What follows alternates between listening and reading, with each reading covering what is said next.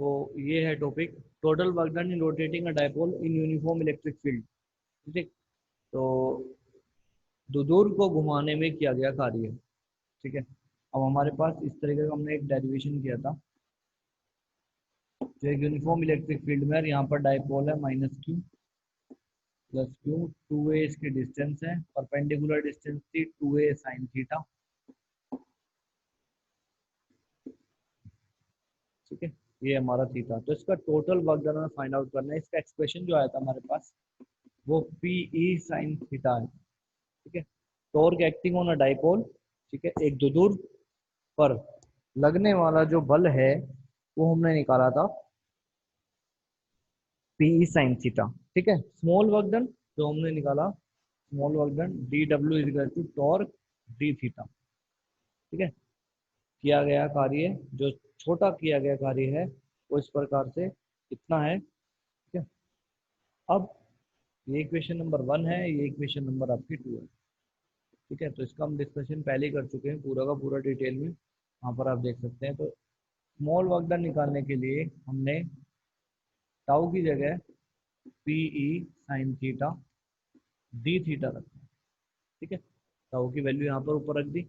अब हम इसका वर्क डन निकाल रहे हैं कि अगर हम इसको घुमाएंगे तो ये चेंज होगा थीटा 1 से थीटा 2 की तरफ, क्योंकि अगर यहाँ थीटा है तो ये है आपका थीटा 1, और जब हम इसको थोड़ा सा चेंज करेंगे तो इसमें थीटा में इसके एंगल में बदलाव आएगा, तो कितना हो जाएगा, थीटा 2 हो जाएगा। तो उसके अकॉर्डिंग हम total work done find out करना चाहते हैं। तो total work done 0 to theta हम लेते हैं। ठीक है, या फिर थीटा 1 से थीटा 2 ले लेते हैं। तो टोटल वर्क डन किया गया पूरा कार्य थीटा 1 से थीटा 2 डी डब्ल्यू। ठीक है, तो थीटा 1 थीटा 2 डी डब्ल्यू की value PE sine theta d theta हम यहाँ पर पुट कर देंगे।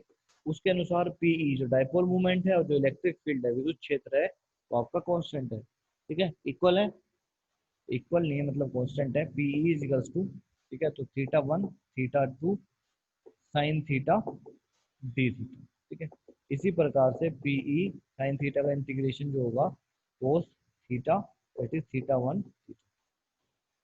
ठीक है, इस प्रकार से हमारा आ गया।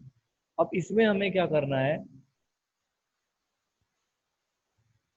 जो वर्क डन आया है वो एनर्जी की फॉर्म में आया है, तो work done is equal to PE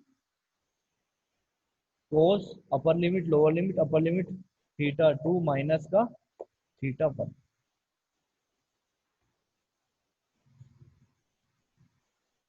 ठीक है, माइनस उसके साथ लगा हुआ है, तो हम इसको cos theta 1 minus cos theta 2, ये हमारे पास एनर्जी आ गई।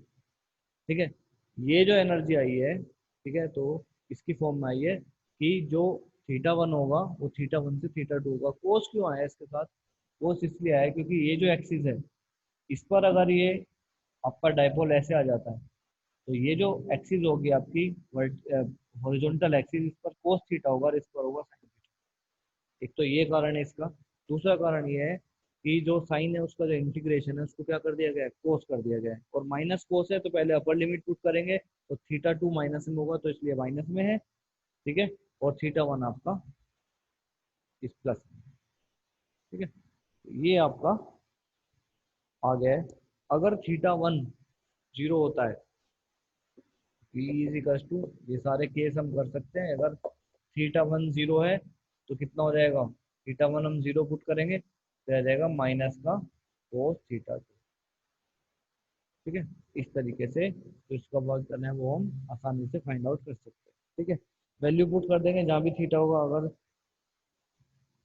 Theta 2, if theta 1 zero and theta 2 180, अगर 180 हो जाता है, इधर से इधर ऐसे चला जाता है तो माइनस में हो जाएगा, उस समय आपका प्लस का पीई आएगा, क्योंकि कोस 180 की जो वैल्यू होगी वो -1 होगी। तो यहाँ पर मैक्सिमम वर्क डन करना पड़ेगा, अधिकतम वर्क डन करना पड़ेगा, अधिकतम कार्य इसका हमें करना होगा। ठीक है, तो इस प्रकार हमारे पास जो है इसका वर्क डन, फिर विद्युत विभव और धारिता। तो नेक्स्ट चैप्टर आपका इलेक्ट्रोस्टैटिक पोटेंशियल एंड कैपेसिटी। ठीक है, पहला इसमें टॉपिक है आपके पास कि इलेक्ट्रिक फील्ड, पोटेंशियल डिफरेंस क्या होता है, ठीक है। तो what is potential difference? The amount of work done in moving a unit positive charge from one point two another against a electrostatic force. What is potential difference? एक charge यहाँ पर रखा हुआ है क्यू, एक आवेश रखा हुआ है, और एक दूसरा चार्ज है क्यू नोट, और ये प्लस है, ठीक है। तो इसकी इलेक्ट्रिक फील्ड में, इसकी जो इलेक्ट्रिक फील्ड है, जब उसमें ये टेस्ट चार्ज प्रवेश करेगा, एंटर करेगा, तो इसको वर्क डन करना पड़ेगा। क्यों करना पड़ेगा वर्क डन? क्योंकि इसके ऊपर भी पॉजिटिव चार्ज है और इसके ऊपर भी पॉजिटिव चार्ज है, ठीक है।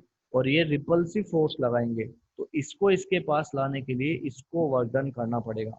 तो the work done in bringing the charge from infinity to that point और from infinity to that charge is known as the potential difference, ठीक है। तो पोटेंशियल डिफरेंस यही होगा आपका वर्क डन अपॉन चार्ज।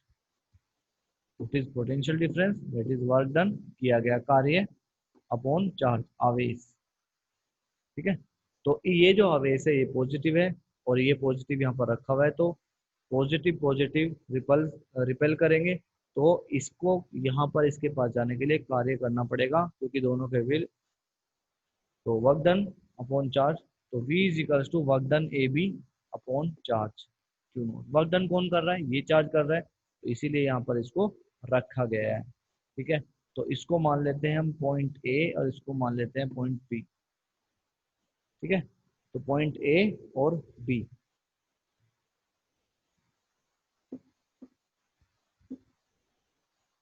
तो वर्क डन ए बी, तो potential of A minus potential of B. जो चार्ज वर्क करेगा उसकी पोटेंशियल ज्यादा होगी, तभी तो वो उसके पास जा पाएगा, ठीक है। जब इसकी पोटेंशियल ज्यादा ही नहीं होगी तो ये ज्यादा वर्क कर ही नहीं पाएगा, कम वर्क कर पाएगा, तो ये वाला चार्ज इसको क्या कर देगा? बाहर कर देगा ऑटोमेटिकली। तो that is known as the potential difference. तो work done A B, potential of A minus potential of B, इसका मतलब इसकी पोटेंशियल ज्यादा है, ज्यादा होगी इसकी पोटेंशियल, तभी वो आगे की तरफ बढ़ पाएगा इसके पास, अदरवाइज नहीं बढ़ पाएगा, ठीक है। तो इसका मतलब ये हुआ आपका विद्युत विभवांतर, ठीक है। तो विद्युत विभवांतर में हमें यही सीखना है कि किस तरीके से जो चार्ज है, एक चार्ज दूसरे चार्ज के पास जाता है, जबकि दोनों चार्ज कैसे हैं? सेम है, और जो चार्ज जाएगा वो ही कार्य करेगा, और जब वही कार्य करेगा तो उसका जो विभवांतर है वो ज्यादा होगा, तभी वो कार्य कर सकता है, ठीक है। तो हम इलेक्ट्रिक पोटेंशियल कर रहे हैं चार्ज का, इसकी कितनी पोटेंशियल होगी at a distance r, r distance तक इसकी कितनी पोटेंशियल होगी इस चार्ज की, वो हम फाइंड आउट कर रहे हैं। फाइंड आउट करने के लिए हमने ये चार्ज तो लिया ही है, ठीक है। एक टेस्ट चार्ज है जो इन्फिनिटी से आ रहा है, पॉइंट ए पर वो आ जाता है, वहां से हम उसको ऑब्जर्व करना स्टार्ट करेंगे, ठीक है।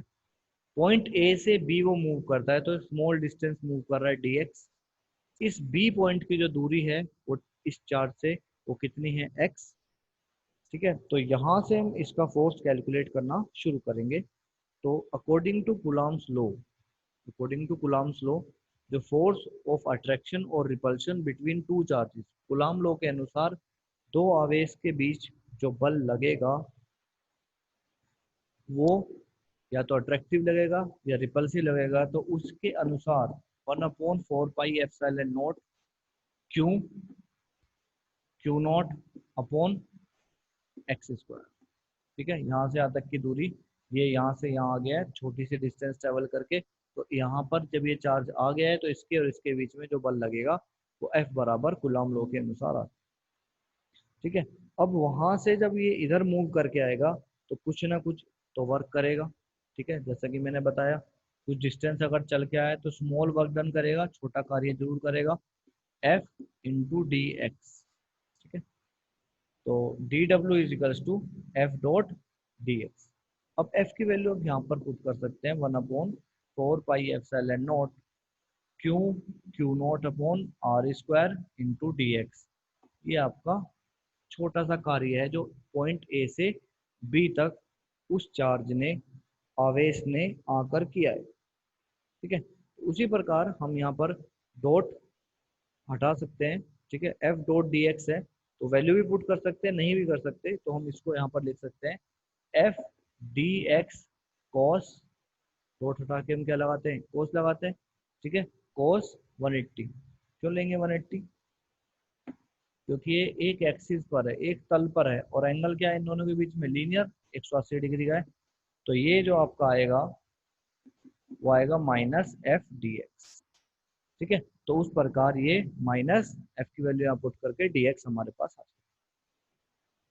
अब हम इसका टोटल वर्क निकालेंगे, टोटल किया गया कार्य निकालेंगे। और टोटल कार्य कहाँ से आ रहा है, इन्फिनिटी से आ रहा है, कहाँ तक आ रहा है, आर तक, इस पॉइंट तक आ रहा है। तो टोटल वर्क निकालेंगे, टोटल वर्क। ठीक है, इसमें मैं ऊपर का जो कंसिडर है वो सब नहीं लिखा रहा हूँ आपको, क्योंकि अगर डायग्राम आपको समझ में आ जाता है तो आप आसानी से लिख लेंगे। बाकी नोट्स आपको दे दिए जाएंगे, तो वहाँ पर आप देख लीजिएगा। ठीक है, तो डायग्राम को ही एक्सप्लेन करना होता है कि माना कि यहाँ पर एक आवेश रखा हुआ है जो पी बिंदु से जिसकी दूरी आर है, और एक आवेश जो टेस्ट चार्ज है, टेस्ट आवेश है, वो इन्फिनिटी से आ रहा है, जो ए बिंदु से बी बिंदु तक dx दूरी तय करता है। तो उसका जो छोटा सा जो किया गया कार्य है वो ये है। उसके बाद वो इन्फिनिटी से आ रहा है, तो पी पॉइंट तक जो कार्य करेगा वो टोटल वर्क डन होगा, टोटल आपका किया गया कार्य होगा। तो ये आपका हो जाएगा इन्फिनिटी से आर तक। ठीक है, और ये आपका पुट कर दे जाएगा एफ डी एक्स। तो इस प्रकार माइनस तो बाहर चलेगा ही, इन्फिनिटी आर, जो एफ है वो आपका कांस्टेंट। तो आप देखेंगे जो एफ है आपका, वो जो फोर्स है वो कांस्टेंट है। क्यू चार्ज जो है दोनों वो भी कांस्टेंट है, 1/4 वो भी कांस्टेंट है। बट जो ये एक्स है आपका, ठीक है, यहाँ पर जो आपका एक्स स्क्वायर है, ठीक है, ये बस अंदर रहेगा, बाकी सारी चीजें बाहर आ जाएंगी। तो क्यू, क्यू नॉट फिक्स है, सारी चीजें कांस्टेंट है, तो ये बाहर आ जाएगी, पर जो दूरी है वो फिक्स नहीं है। तो 1/x² डी एक्स बचेगा आपका। Q, q naught 4 pi epsilon not. ठीक है, इन्फिनिटी से आर तक हम इसको कर रहे हैं, तो इसको हम इंटीग्रेट करेंगे तो एक्स की पावर ऊपर चला जाएगा, माइनस में हो जाएगा, एक्स की power -2 d x infinity r. ठीक है, एक्स की पावर -2 डी एक्स। ठीक है, ऊपर चला गया। अब इंटीग्रेशन में एक पावर क्या हो जाती है, ऐड हो जाती है। ठीक है, जब पावर आपकी ऐड हो जाएगी तो उसको इधर कर देते हैं। तो ये आ गया आपका total work done, Q, q not वो भी माइनस में अपॉन 4 पाई एप्सिलॉन नॉट।